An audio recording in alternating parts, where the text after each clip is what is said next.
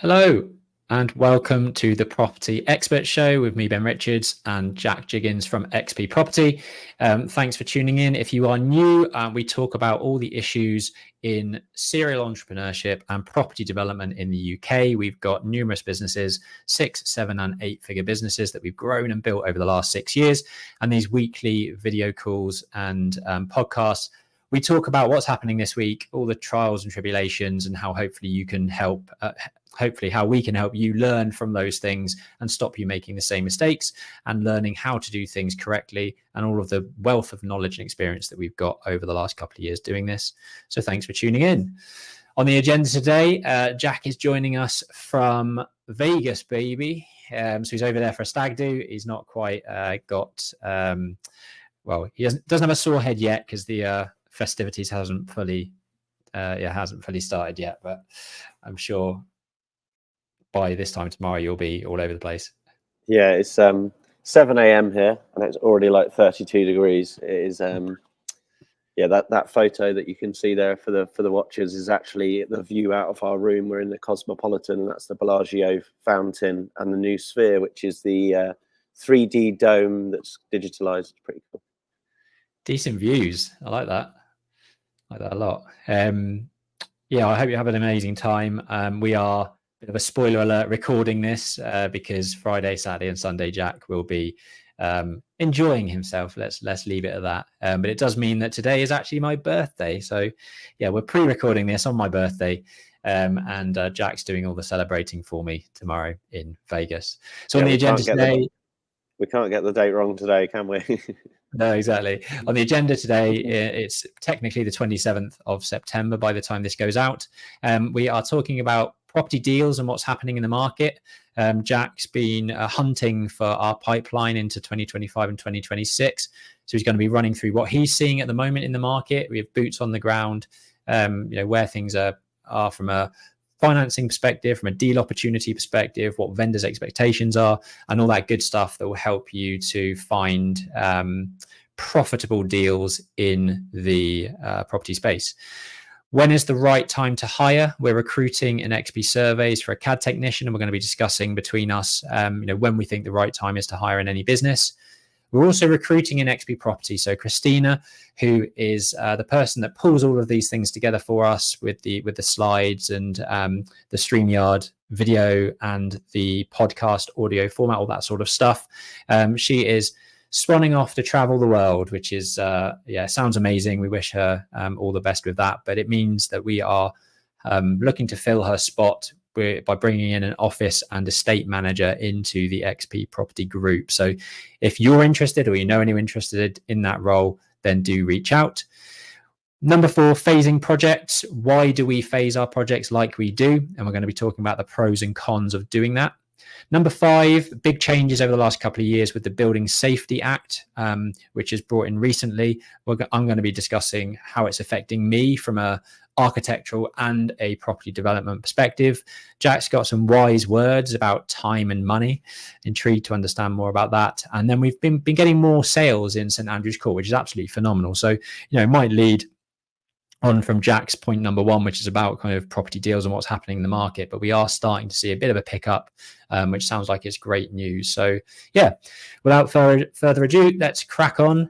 And Jack's going to be talking about property deals and what's happening in the market. But actually, before that, if you are enjoying these podcasts, do make sure you rate us on Spotify, drop a review on Apple, drop some comments into the YouTube channel, because it all helps with the algorithm and it helps to get us out there speaking to new people. So please do share this with one person that you think might get value from it as well. Lovely. Over to you.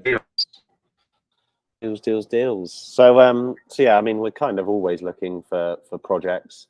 I was chatting to someone the other day, and it was actually Ronnie, our investor, and he was sort of saying, are you fully subscribed? Are you always looking for deals? And quite frankly, we're always looking for projects. The more we have on our plate, or the more pipeline that's full, we just improve the margins on how offers go out. So we try and then push for higher margin projects, so to speak.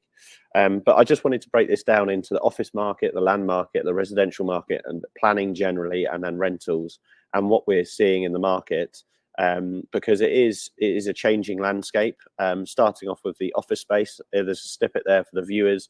Amazon have insisted on their staff go back into the office for 5 days a week, and we're starting to see this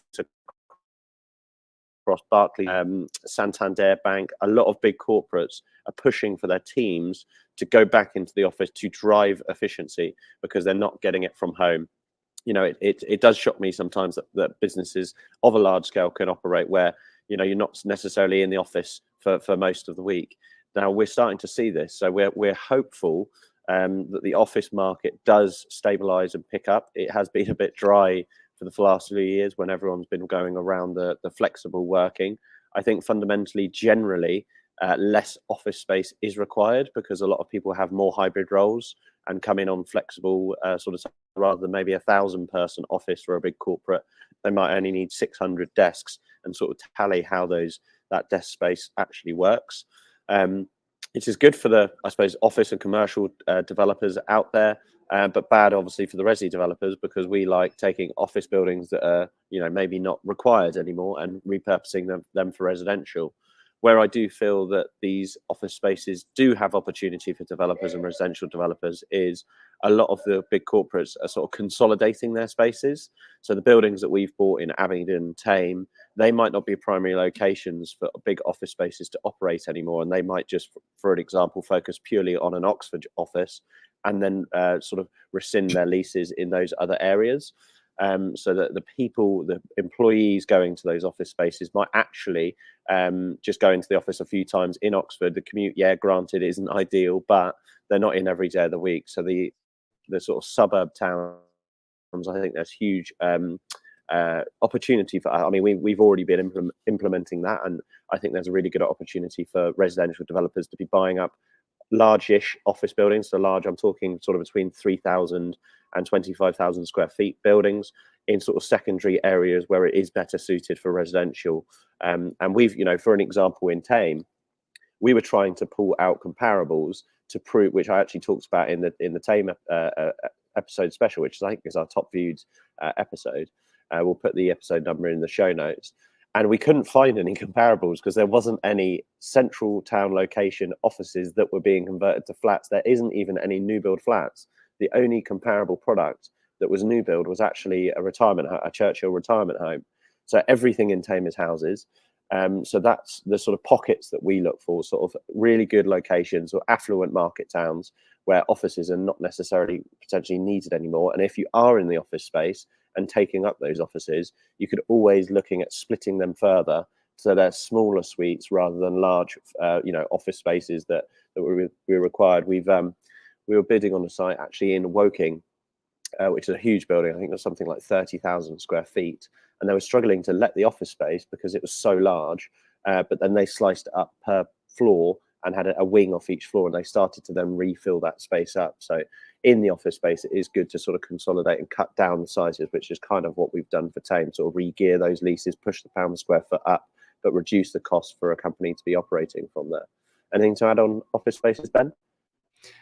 No, I think you've covered all of it, to be honest. I still think, like you say, if the people are going from like 1,000-person office to a 600-person office, it does create a lot of opportunity for developers like us, because there is still a lot of office stock with Class MA permitted development rights available to them to convert into resi, which is going to drive the resale pound per square foot value up, and it's ultimately what as a small developer you're looking for. So yeah, I think there's lots of opportunity in that space still. And for SME property developers where we don't have necessarily construction in-house, it's actually a really competitive space for us to be in, because it is technically a fit out. It's not a construction ground up build. Therefore, you can be competitive on the tender perspective as well, which kind of segues us nicely onto the land market. I think the land market is forever getting more difficult. Our costs are going up as builders. The land values are constantly going down. People think that buy land now and it'll be worth more in the future. Yeah, granted, if you get the planning to change its use, it will be. But when you look at sort of all the BNG contributions that you've got to make, Section 106 agreements, the SIL payments, the finance costs that are increasing, the stamp duty, the stamp duty, everything is making all of the other costs greater. And the old age rule that land used to cost a third of what you used to exit the site for is nowhere near where it actually reality is. It's more or less, I think if you're buying a site about 10% to GDV, you've done well. And then it sort of does cap out before 20% now. Someone enjoying themselves. So you really got to focus. And the biggest issue I find with land is sometimes that, the vendor needs to be his values need to be managed expectations, because when our costs are going up, they've probably had someone down the pub tell them it's worth £1 million, when in actual fact you're building a 3 million GDV scheme. You probably got to be buying that at sort of 500, 600k, and the expectations are not there yet. Sounds cringy, but I was watching Selling Sunset the other day, and one of the guys that runs the industry was quoting on a house. And they basically, the vendor wants to list it at 20 million, for an example, and he thinks it's worth less than 20 million. And he's actually said, let another agent take it on, let it sit on the market for 6 months, and then we'll come back to them when they're willing to put it on for the right price. So there's kind of like an open market change that needs to happen, where land values do need to keep coming down. The office space is slightly different because you've got a different use, but land is, whether it's a Equestrian centre or whether it's a farmer's field, it's not going to be worth much in that capacity. So the values have to change. And then obviously we'll come on to planning, but that's one of the biggest issues with it, actually getting the consent on it and getting it pushed through.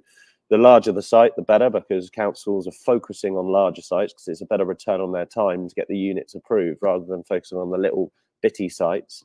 They focus on the large, swarms of land that might be sort of 500 units plus. Because that is helping them hit their targets rather than helping the brand and sort of local developers, the SME developers, deliver what we need to. And there is a stat, I think it's since 2015, the SME development space is actually delivering half of what we used to, and I'd put most of that down to planning.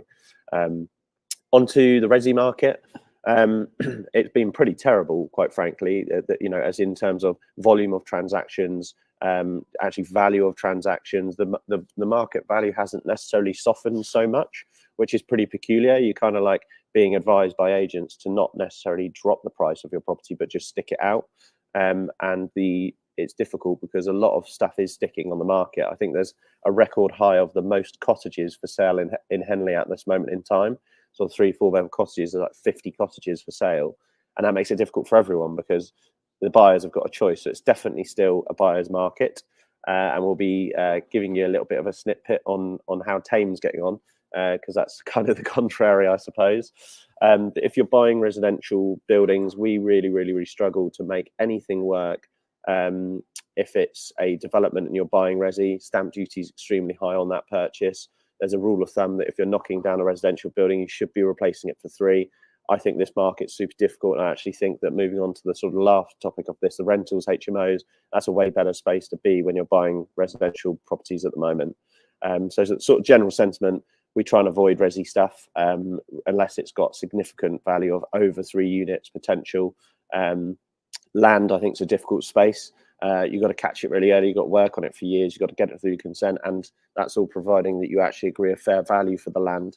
Maybe going down the promote route is a better route for land at the moment. So a promote structure is where you have an agreement with the landowner where you're kind of JVing, you're holding the hand through the planning process and funding that, and then exiting to someone else and splitting that upside after the costs are sort of split. That's a very fair way to go about it, so to speak. Then on to planning, and this is the reason why I think the office space is so good, because as Ben alluded to earlier with Class MA, it is a much faster and easier route for developers like us to actually get something consented on site. It's absolutely mind-boggling how long some applications take. I mean, we had basically a ramp in Croydon that took almost to get approved by most part. It wasn't a huge application. And when you put that in context, that we've got planning to convert buildings to 20 apartments within a few months, it is crazy. So we try and avoid full planning if we can. If we're not able to go around the full planning route, for example, it might be listed, or it might not be a fall under the sort of rights of Class MA, we would try and push that as a conditional purchase contract. so that the time spent in planning is actually sat on the vendor's watch, which sometimes works. They might be renting it out and getting a rental income. If it's vacant, that's obviously quite a lot more difficult to get agreed. But that's where we're still seeing the sort of value going down the route of focusing on the sort of national policies where the government are pushing for hitting housing land supplies rather than relying on the local districts and definitely the local councils that seem to have issues with most things. Any on those that have, from your perspective, Ben, that I've touched on? I think you've nailed it. I think the planning industry needs the planning process needs a whole reform, which we've spoken about in the past. Labour adding a basically less than one person per council around the UK, with their pledge to sort of bring 300 new planning consultants, planning officers into the mix.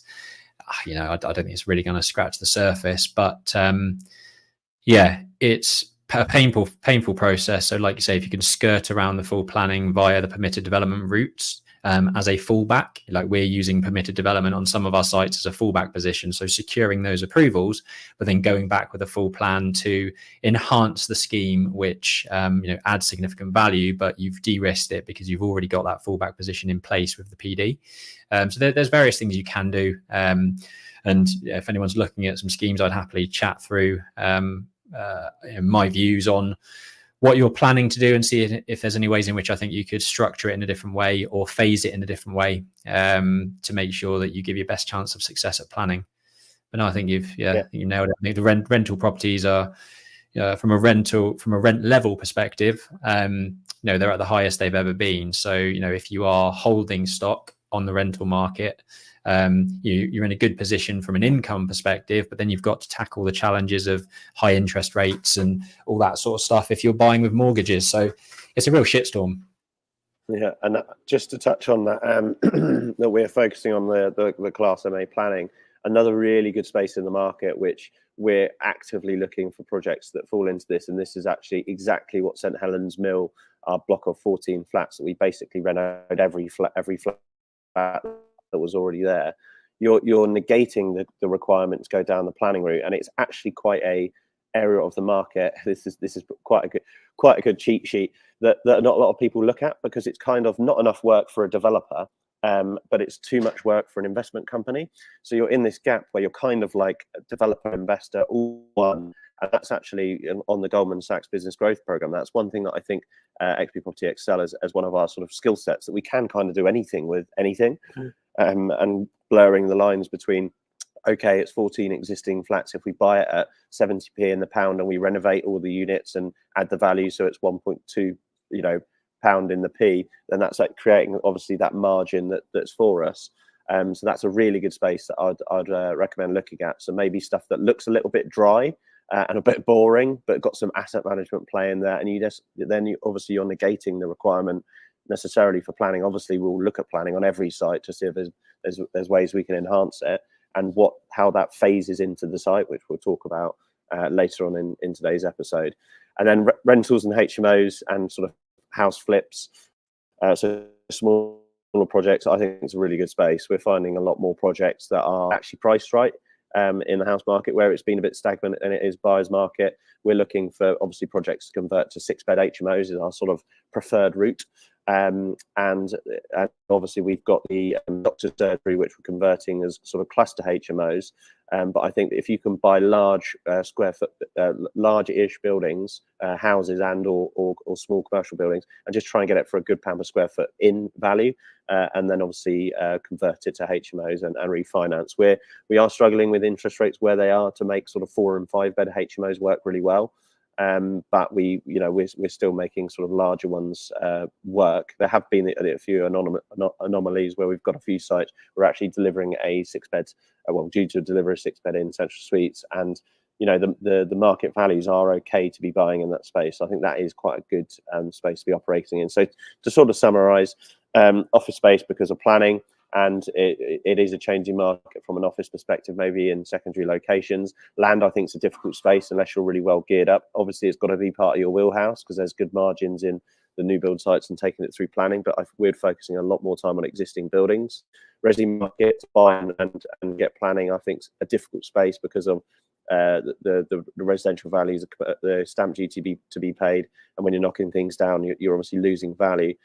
Try and avoid planning if you can, and then the rental space is good. So I think hopefully there's a few snippets in there, and we're seeing that that's kind of where we're navigating to, and we are open to looking at sites. So if you've got anything that you might want to potentially collaborate on, reach out to us. We'll help to show you sort of learn how we would review that project and see if it's something we could do together. Are you seeing on that asset management thing? Because I think it's a really good way for, you see a lot of people come out of these education platforms. They talk about BRR, buy, refurbish, refinance, that sort of stuff. What we do from an asset management perspective, like we did with St Helens Mill, is effectively that on steroids, isn't it? It's just, instead of just doing one of those, it's 14 of them all in one block, where you've got the value of scale all in one place. Management, you can do things like we did with St Helens Mill, where we move tenants around and only do a few at a time, so you're not losing rent roll and all that sort of stuff. So I think it's massive. Have you seen institutional bodies sort of relinquishing some of their stock in that respect? That there are these asset management plays out there at the moment. Are you seeing any institutional? Yeah, I'm not seeing many institutional players actually exiting their stock, because I think the commercial and yield space has softened slightly. So they're obviously playing a kind of almost like a trading game. They're getting in at the market and trading a yield in a future period and taking the income. Is it a bit loud in there? We've got it's not too bad actually. Conference. Yeah, that's right. So what we are seeing is the institutions, I don't think, are willing to exit their stock and crystallize that loss yet. We've seen a few, bits and bobs about on the market, but I think they're holding tight. Obviously, cash flow is king for them, and they're probably waiting for a slightly better market to exit that position if they were looking to do that. Where I think is a huge opportunity is the unprofessional landlords that actually own quite big buildings. And in sort of touching on that asset management play, we're currently trying to bid on a site. I obviously won't disclose where it is at the moment, it's basically, I think, 5 retail units all on the ground floor, and it's got 5 apartments above it that are really weird. They're like duplex flats all the way along it. The retail space is underlet, and some of it is actually vacant. The uppers is underlet and tired. You could probably get another story on the building. So it's all about that, like manufacturing that, creating that deal. So you'd go in, buy the site, read all the leases, fill the empty spaces. You might have to throw a bit of capex at that to let them, and then you would one by one, or as many as you can get into, refurbish the apartments. And I was thinking convert them into sort of 5-bed HMOs, because they are big. And then you ended up again with 25 bedrooms with retail on the ground floor, and you might put another story on it and then refinance it, and you would have something like St Helens Mill, where you're pulling out all your equity. And it's a bit ugly, and it is quite an ugly building. It kind of looks like 60s build. It kind of looks a little bit council housey around the back, and it needs that new lease of life, which is kind of like, again, like I said, like the verge between investor and developer, which I think is a space that we sort of do quite well, and I'd recommend people look into that space. And you've already got an underlying asset there. You don't have to mess around with, ground up risk or getting utilities on site and things like that. Nice. Cool. Like it. So on to number 2, we are recruiting for a CAD technician in XP Surveys. If you understand how to use AutoCAD, if you're interested in things like point cloud technology, laser scanning, measured building surveys, topographical surveys, we'd love to have a chat with you. We've been doing interviews all of this week and some last week, and we've got a few more to book in for next week. So we're still on the hunt. We will be looking to make a decision on a chosen candidate in the next sort of few weeks. But if you are listening to this, or you know someone that's interested, get them to send their CV through to us at info@xpsurveys.co.uk. You can find the job description on LinkedIn and Indeed. And Christina, if you could put the link in the description, show notes, then that will be great for people to click on and take a look at what we have to offer. Which leads us on to the next point, which we want to sort of touch on, which is, when is the right time to hire? This is something that I think you wanted to have a quick chat about, wasn't it, Jack? Yeah. So it was actually driven from a conversation that I had with Amy, who's our office business manager in XP Surveys.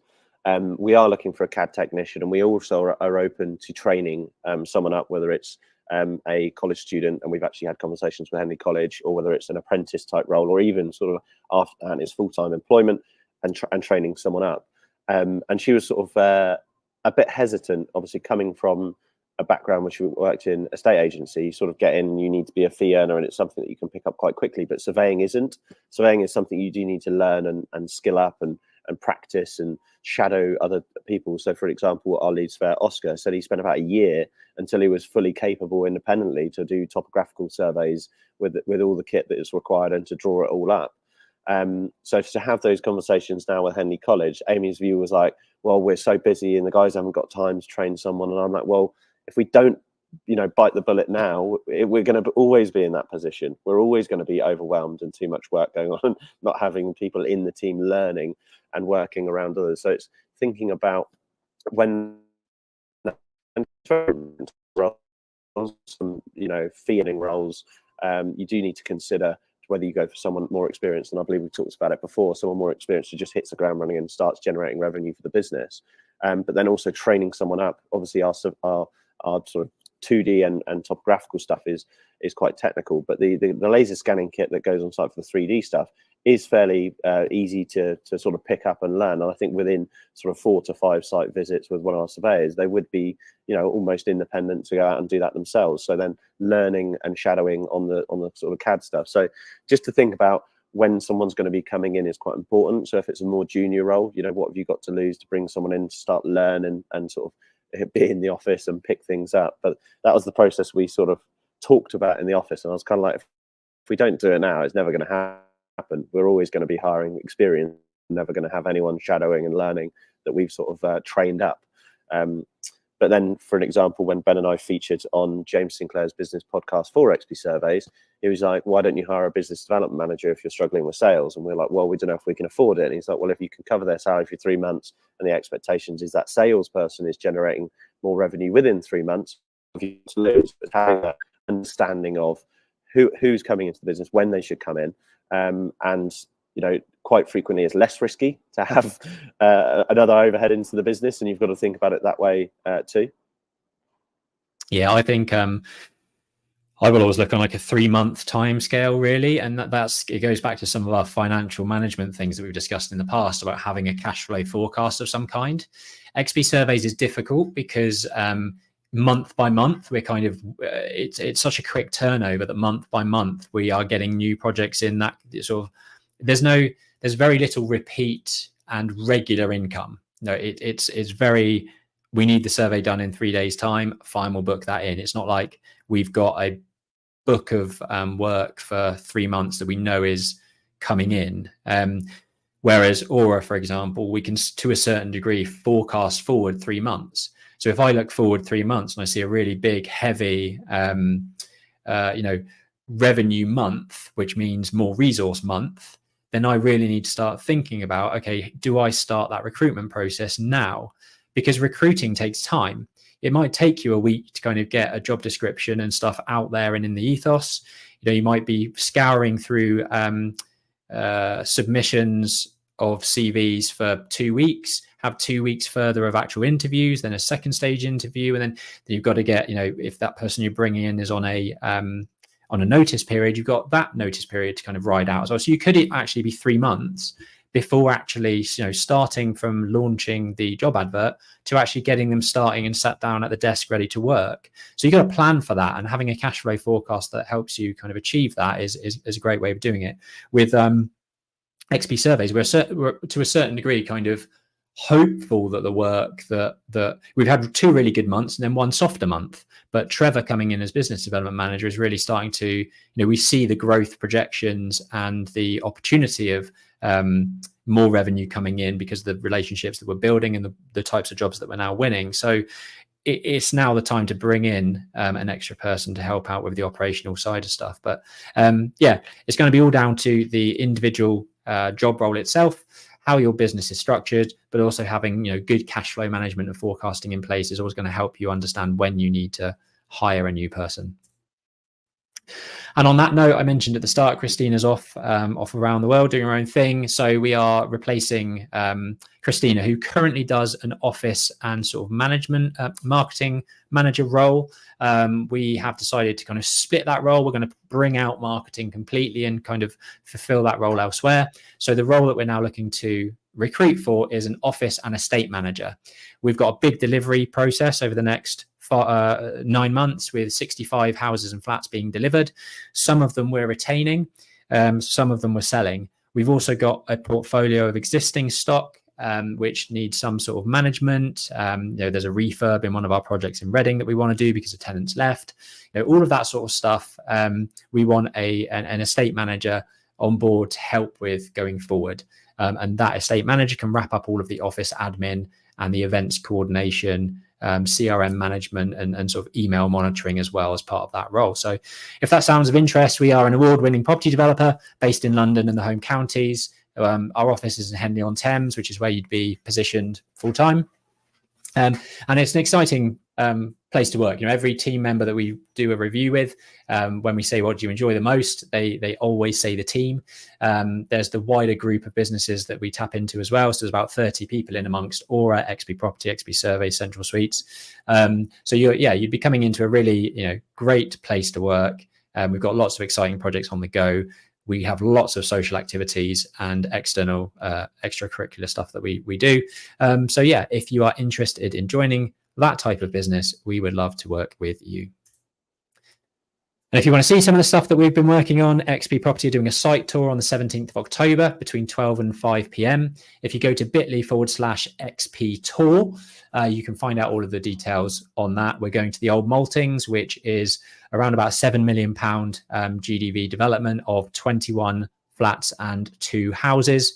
St Andrew's Court, which is around about similar £7.5 million GDV of 20 flats and 6,000 square foot of commercial space.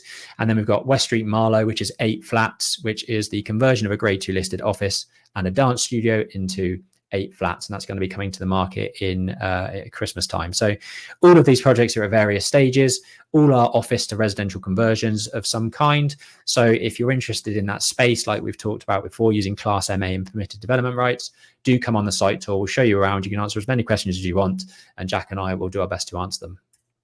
Yeah, I was just going to touch on that. A lot of people in the industry could charge a few hundred quid to do this day tour, but we just charge a commitment fee, and all the profits that we would make go to charity. So we more do it to sort of round the business, meet new faces, answer questions. Maybe you might have some ideas that we can implement to our site, but there's a lot that you can learn off these 3 sites, all at different stages, and how we've phased the sites, bought the sites, funded the sites, how we've achieved the planning, how we've gone through the sort of tendering process and getting the contract lined up, and also how we're selling the units. Yeah, nice. We'd love to see you there. On to phase 4. On to number 4, phasing. So why phase stuff? This is something that we do a lot of. I've got a kind of a list of a few pros and cons to this process, but Jack, I know you wanted to kind of touch on this, so you crack on first, and then I'll hopefully add some gems in there. Yeah, I mean, this actually came sort of the idea of why phasing is I've been sort of helping a fellow developer analyze a project and sort of basically run a full analysis as if I was looking at it. It's actually it's up in Northampton, but it's quite a large site. I think it's about 90 units that's split across a grade 2 listed building that's up for conversion, a new build block of flats, and new build houses, all on one site. And it's about a third in terms of like the value split between the site. And the first thing that I thought, even before I'd run the numbers on the spreadsheet, is if you attack the existing building first, which is the lumpier part that you're probably paying more pound per meter to buy, if you tackled that part, you're kind of negating a lot of your finance costs. So I worked out that if you bought the site, developed the whole site all in one go, and then exited the site, you'd probably have a finance cost of about 2.8 million. And I think if you phased the site, yes, it would be a longer project. And actually that then means you're borrowing debt for longer. But the way that that's then phased, your debt facility against the development facility is actually lower because you're exiting parts while you're delivering parts, actually reduces the finance cost down by about 30%, which is like 800 grand. So just look at, when you're looking at sites, don't necessarily think that you always have to have every single corner of it at the exact same time, because it's a big lumpier contract. It will take longer. There are obviously economies of scale and benefits to that, because your contractor can, you know, set up site and they're there and, you know, present and can do what they need to do. But there's also merit in thinking about how you go about tackling the scheme and how you phase that part of the building, exactly like we've done with the scheme. If you can see it, which is our Tame site. There's so much phasing in it, and it's kind of a pain in the ass when you're explaining it to an investor or a bank, or, you know, whoever it may be, an underwriter or a bank. But the fundamentals are, when you actually get your head around it, the numbers are stronger, and you reduce finance costs. You also reduce risk. Your rent roll that you're taking in certain areas pays for the finance costs or running costs. And also you're maximizing on the debt facility that you're pushing across different parts. So, you know, for this particular site, we'd hoped that we've sold most of the 9 units while we're delivering the neighboring part of the site, which is again chipping away the finance costs that we're running. And if we hadn't finished those 9, we'd be in a much longer delivery for the whole site. So it's just something to think about, and why we do it. And yes, it is quite complicated. But that's what we get paid for. It is, yeah. I mean, I've those are all valid points. I've got a few other sort of pros and cons, I guess. One of the pros that you guess didn't touch on is actually the added value in that some of that phasing. Like if we're going back in for planning enhancements, Section 73 amendments to, like we did on Tame, add extensions to private amenity, balconies, gardens, terraces, all that sort of stuff adds loads of value to and increases the saleability of the existing kind of office conversion. Jack mentioned it there. It's kind of, yes, it reduces your interest costs, but it also deleverages the site for you by doing so. You know, if you're selling assets as you're developing the rest of the site, you're lowering your interest costs, you're lowering your debt, and because you've increased the value, you've actually deleveraged. So a bank should be a lot happier with kind of the asset itself, because it's a lower loan to value.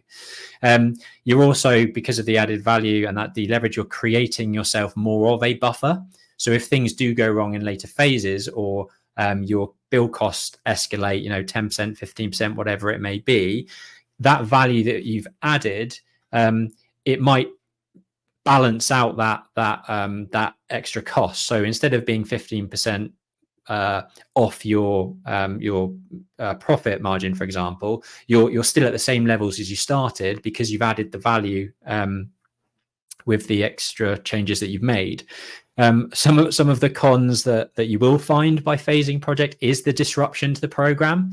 So Jack mentioned it is complex. You do really have to be on it. You know, your technical team have to be really able to spin a lot of plates to make sure that you're thinking ahead. You know, we're doing utilities on Tame at the moment, where we're thinking, right, the utilities company only, as far as they're concerned, are installing 9 units, and they're increasing their, you know, installing cabling and water pipes and stuff like that for 9 units. But we know we've got another 11 coming down the line, so we have to make provision for that without necessarily sort of fully detailing it with the utilities company. So, you know, you have to have a good understanding of utilities and the site and how things are being brought in. And it can disrupt the program, and it can disrupt the program, not just for you, but your contractor. You know, your contractor just wants to get in, get their job done and move on. Whereas if there's, you know, a phased approach, it adds a lot more complication to them, which, you know, you have to work with the right team to make that happen. Funding issues is another con in terms of banks and lenders getting their heads around some of this phasing. I remember when we did Hyde End Road like 4 or 5 years ago, getting a bank to understand what the hell we were trying to do by, you know, extending and converting part of the office at the front, keeping the residential and refurbishing the residential, extending the offices at the back, keeping the offices as offices, and it was a whole like rigmarole to try and get their heads around it. All they really want is an open field where they're building 17 houses and they know what they're going to end up with. Whereas a lot of the schemes that we do have this phasing to it, whereby it does take a bit of thought and sort of getting your head round. So there's pros and cons to both. I feel like we've maybe come unstuck with times where we have tried to push a little bit too much, where maybe we should have just delivered the original scheme and not wasted the time, like with the risk of the planning. Like Sunset Court, I think, is a good example of that, where maybe in hindsight we could have just delivered the plans that were originally approved, and sold faster and got our money out a lot quicker. But ultimately, we're developers. Our goal is to add value, and that's what we should really be trying to do. Yeah, cool. I was also just going to touch on it is a nightmare trying to explain this sometimes, and the best thing you can do, whether it is the bank underwriter or the investor, because Tame was more difficult to communicate what was going on. It just takes them to site, because as soon as someone there visualizes it and understands it, it's way easier to sort of digest how we're doing it. Yeah. Cool.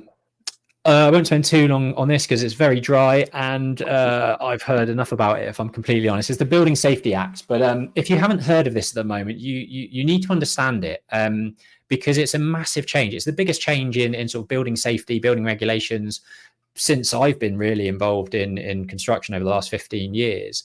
And it's been brought in since the Grenfell inquiry, and we all know what happened there. So the government have tried to introduce this Safety Act to shake things up, do things slightly differently. And I'm going to give you a little bit of a quick sort of whiz through the main changes that you might find from your perspective.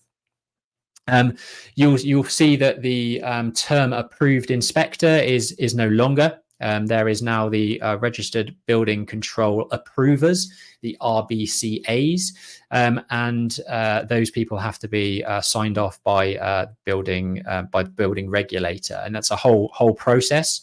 There's been a lot of warranty providers and approved inspectors that have gone bust over the last year because they can't. I guess they can't cope with this change, and they don't have the operational and sort of governance to manage it and do what's needed by from what's being requested by the building regulator. So it's a big change. I'm not really sure how this is going to play out. There's a lot of talk about pushing everyone down the local, building control inspector or local registered building control approver route, which I don't think is in anyone's interest. My history of working with local council building controls has been horrendous over the last 15 years. That's why I always go to an approved inspector, where effectively it is a private company. They have to have efficiencies. They have to have a good delivery of service, or they go bust and people don't use them. So for me, that is a better way of working, rather than a very slow and sluggish public sector kind of body. But anyway, improved inspectors are no longer. Registered building control approvers are the new way forward. But how does it affect me from two? I'm going to talk about two sides of it. I've got one, which is the Aura architecture side of it, and effectively what the Building Safety Act is doing is almost removing the responsibility from building control. Historically, if you had a problem or you had something that was a little bit a grey area, you would say, look, Mr. Building control body, this is what I want to do. Are you accepting of this? They would say, yes, that is fine, actually, crack on, you do it, and away you go. What now they will say is, let's for argument's sake say, look, I've got this situation. I don't have the correct fire lobbies, or I don't have the right layout to achieve Part B building control for X, Y, and Z. This is what we're proposing to do. Can you approve this for us? They're not going to approve it. They're going to say, okay, what does your principal designer say, and what does your fire risk consultant say? If they can write a report that says that they are satisfactorily happy with it, and that they, their PI is backed up against those comments, then we, as the registered building control approver, are accepting of that.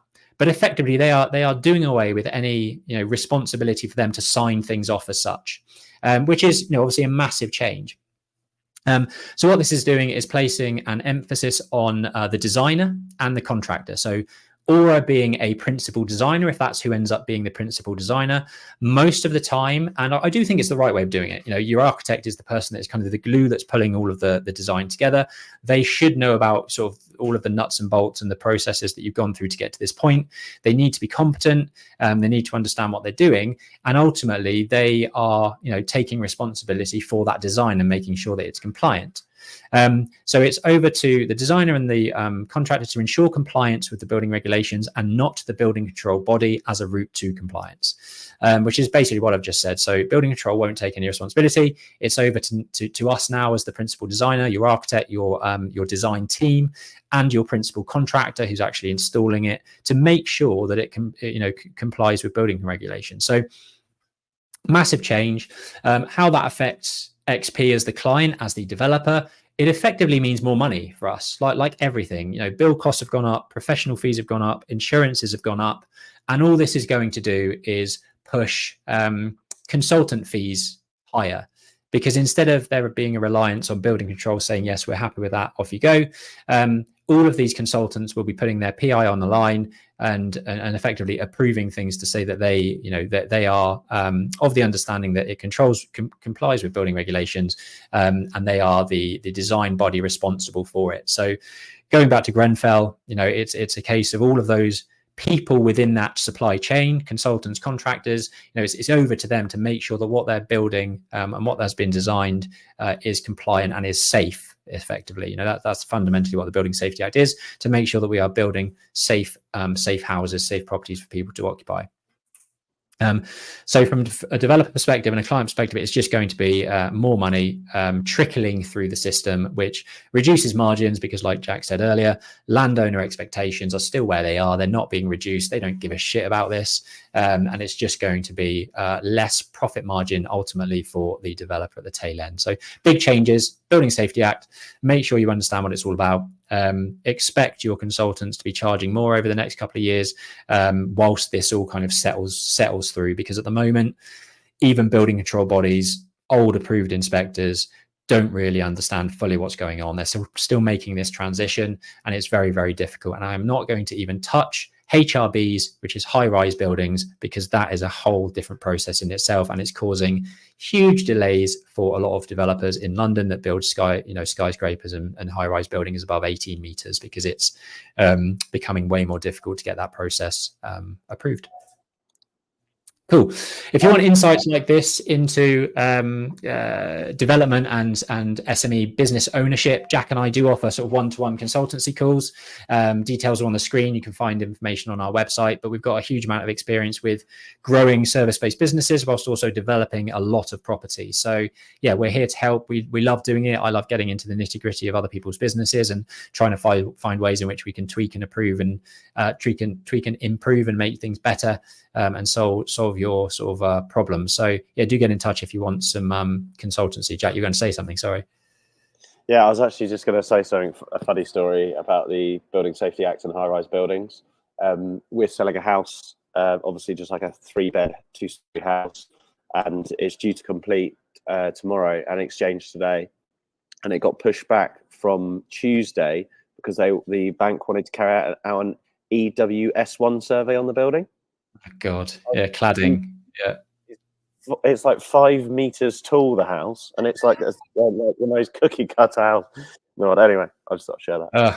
Yeah, I mean it's a nightmare. Everyone's running scared, which means that nothing gets done. No one's willing to actually make a decision, and everything costs a lot more. So, yeah, wise words about time and money. Go for it. Yeah, this is it's quite a broad, generalized thing, but a friend of ours, Dorian, shared this like time tracking thing where someone did I think it was actually Harvard, did a study on where the top CEOs of all the businesses in the world spend most of their time, and I think something like 80% of it is firefighting. That's normally where business owners that are not just doing new business is another top one, but also firefighting problems, really nitty-gritty bespoke problems that arrive in the business, fixing the problem and then getting back to their work. And I just wanted to sort of share this because we've had day in, day out, we deal with problems, and I'm not talking about problems where a planning application is difficult to get over the line. That's a day-to-day normal problem, but bigger stuff where a bank might pull out because of the refinance and you've been working on it for 9 months. And another developer, this is Ronan, his wise words were, in business, when there's a big problem, you need both things. You need one of two things, and sometimes both of them. That's more time and more money. And I just loved it because it's so true. Yeah. And if you take a step back with every problem and think about that, how can I resource more time and more money? You can normally resolve that problem a lot easier. And we've had to do a bit of time buying on a refinance that we've got going through. We've got a private lender that's set us the first charge, and we've had to extend it the second time because of refinance delays. And it was just sharing that with our listeners, really. If you're a business owner out there and you've got a big problem, what could you do to buy more time, and what could you do to find more capital to help ease that problem and speed that problem up? I think this is our constant problem, isn't it? Oh, yeah. I mean, Yeah, normally the money thing, but God, yeah, I mean, that's pretty much life of an entrepreneur. But you got to be resilient in this game, that's for sure. It's tough. My business growth expert on the Goldman Sachs, we were chatting when I was at my residential the other day, and we were talking in our business about cash flow. And one of the guys in my growth expert group, he sells like artisan watches, so people pay for their watch 3 years before it's built. So his problem isn't cash flow; his problem is speeding up the service. And I was like, oh, and I said, it made me laugh. I said, oh, cash flowing a development company is such a nightmare. And she just went, why are you doing it then? I was like, whoa. I've been wondering that for a while now. Yeah, It's yeah. fucking hard work, but yeah, fair. I mean, she's to the point, isn't it? No messing Yeah. around. Why are you doing it? I was like, oh, good question. Yeah. Cool. So some really great news. I mean, this has been the last 2 weeks. I think we've been sharing that we've got more sales at St Andrew's Court, and it does keep flowing, which is amazing. So Jack met with someone on Saturday on site who wants to take this one bed up here, which is flat number 6, top floor, with the nice terrace, with the mezzanine decks, this flat here on the left-hand side in the CGI, which is great. And we managed to agree, I think, asking price for that, didn't we, with a car parking space as well. But the bonus was that he actually wants to buy the one next to it as well, for pretty much asking price. And I think we're throwing in the an extra car parking space for free, but in terms of percentage on GDV of where we expected that to be, it's sort of a 2 to 3% drop, which is amazing. So at the moment of phase 1, I think we've got three under offer. We've got 1 unit in phase 2, which is currently under offer, and I'm fairly sure I just need to catch up with Ian this afternoon, because he had a viewing earlier this week, for a 4th viewing actually, to see where he got to with that. So we could have 5 units sold of the 20, and we only launched fully to the market last week. We've got an open day next Saturday on the 5th of October with a couple of private viewings on the 3rd and the 4th. The outreach and the inquiry levels so far have been amazing, which is great. I was speaking to an agent just before this call just to get his view on where things are at, and he's sort of saying it's still really stagnant and things are struggling. But he's based in London, so I think from a price point perspective and the way that interest rates sort of affect those higher cost areas is obviously a little bit more different to affluent market towns like this, where it's $450 a square foot resale, and things are being a little more fluid, and people seem to be not sitting on their hands as much. They realize that the interest rates are sort of in a decent place. All arguments say that it's going to continue to kind of go down, and we'll see what the budget says in October. But there seems to be a little bit more fluidity in people making decisions, which is great. Yeah, it's actually the site we were obviously talking about. We couldn't find any sales comparables, and it's really nice actually seeing the sales take place and it be sort of roughly where we wanted them to be. And for our listeners out there that might be developers, it's probably worthwhile sort of expressing how we analysed the GDV when we didn't really have any comparables. Obviously, we went to multiple agents and did our own homework, but we also looked at what is our break-even exit value, and it was something like 25% off what we've actually sold them for. So rather than actually trying to get a really accurate figure on what it's going to sell for, because you may not know yet until you list them on the market, you may just be thinking about what is the sort of minimum threshold that we need to hit, and do we want to manage that risk and take that risk? Yeah, nice. And I'm looking at this mezzanine stair, and the last 2 days I've been fighting with building control to try and get them to accept this mezzanine paddle stair, because at the moment they are not. And it turns out that the stair itself does not conform to building regulations. So, I don't know why they're selling a product that doesn't.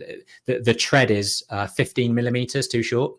They're selling this on the open market, which is not ideal, but we'll get there. I've already found a product for 1,500 quid that is a compliant paddle stair that we can replace it with if needed. But yes, front of mind at the moment, that paddle stair.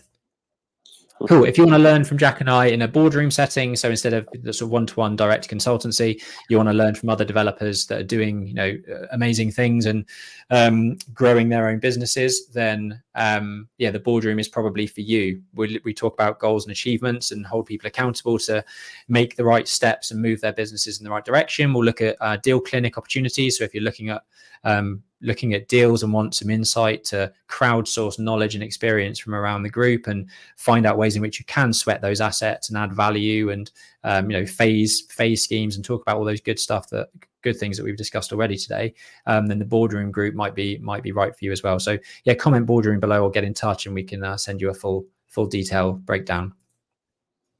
Cool. We're on to quickly the Q&A. We had Curtis last week ask a question at the end of last week's episode. We have been struggling to calculate the GDV of residential properties that we are considering to convert into 6-bed HMOs. We will not be using a commercial valuation. So I guess the question is, any tips on what Curtis can do to value 6-bed HMOs? You said you're looking at one at the moment, Jack. Yeah, I mean, it's super difficult, and that's the fundamentals. Is we've had valuers, 2 different valuations before, and they've been 20% apart. So to some degree, it's just super difficult to predict. But you've got to put a value in your sheet. You've got to drive a value forward to understand whether you can buy it, how it's going to work.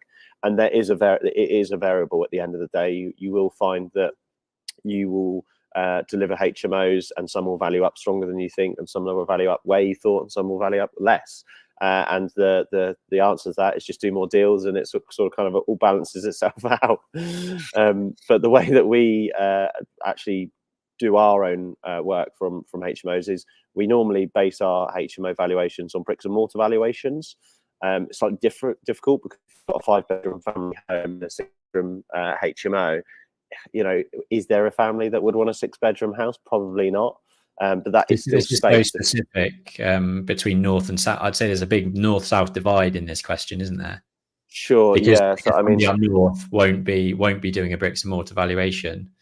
But I guess he's angling at this that they won't be using commercial valuation. So I'm assuming they are more south than they are north. Yeah, some lenders will actually take a commercial valuation under 7 beds, but the typical threshold is 7 bedrooms. Completely right. If you're up north, a friend of mine's a developer in Darlington. If he can't get a commercial valuation, the deal doesn't stack. But in our areas where it's higher capital value, Ben mentioned Tame is 450. Our HMO in Henley is like 550, 600 a square foot. But we do a bricks and mortar valuation. So to give you an actual case study, we have a 6-bedroom HMO in Henley on Thames. We bought the property for 500k, very tired, needed a lot of work. The ceiling value in that estate is 50 houses in the estate. Ours is actually the biggest house, coincidentally. And we did break the ceiling value in refinance. And I think previously houses have sold for 750 to 775. So we had around 750, 775. We always tell value is higher than we expect because we put in a buffer for them to play silly buggers and chip it anyway. And we ended up getting that building revalued at 800k, which is kind of about right. 775 is a good value in that state. We'd just redone the whole house, replaced the electrical, heating systems, etc. And what we can't ignore is it brings in about 80 grand a year gross rent. So they even though a valuer is not taking in a valuation on a yield, they will still take in the fact that it's high cash flowing. And I feel that sometimes gives them the confidence to value it up higher on a pound per square foot value rather than being very. So if you're buying an £800,000 building that is bringing in a 10% gross yield, that is really, really strong in Henley on Thames. So it kind of helps usher them to the right direction. But the easiest way is see if there's any comparable HMOs that have been valued or sold. Speak to a local agent that's dealt with HMOs if possible. If you're in an area where there isn't any, I think you'd be safe to value it on a bricks and mortar valuation at the exits to look at comparable stock that's recently done and in good quality condition. When we convert our HMOs, we try and do them we try to sympathize with actually, we don't want to just create almost like a student house that's so obviously it's got double ovens, double fridges, and it looks really ugly, and it's very transactional. We try and still keep it a bit as a bit of a homely feel with flowing open plan kitchen, dining space, cinema rooms, and things like that. So It's super difficult, but yeah, see if you can get those comparables together, and if not, base it on a bricks and mortar valuation. So if things in that area are selling for 400 a square foot, if they're done up nicely in that, on that road or in that estate, that should be a good starting place.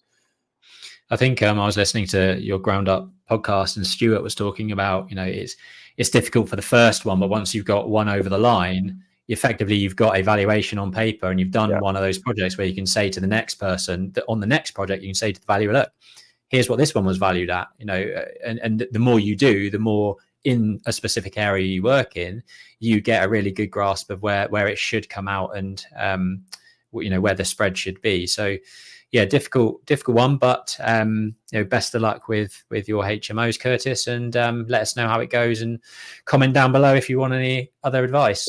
But it is also common, just a tip that I've seen, we've done it a couple of times before, where you get a independent valuer to do a desktop or even a physical valuation first, so that you have that in your ownership. You can share that with no one, or you could share that with everyone. Once that's done and you get a good value on that bit of paper, you can then actually give that to the valuer to make sure that they don't completely screw you over at the tail end on a refinance. So that's a little tip that you could, it costs money, but it also means that if you're not leaving an extra 30k of capital because it hasn't valued up where you need to be, that value might be well spent. Nice. Very good. And on that note, please do subscribe to the channel to get notifications of when we are live every Friday at 5 p.m. Do like and comment and share it with anyone you think will get value from it. And until next Friday, we will be releasing the podcast at noon on Tuesday, but we will see you next week.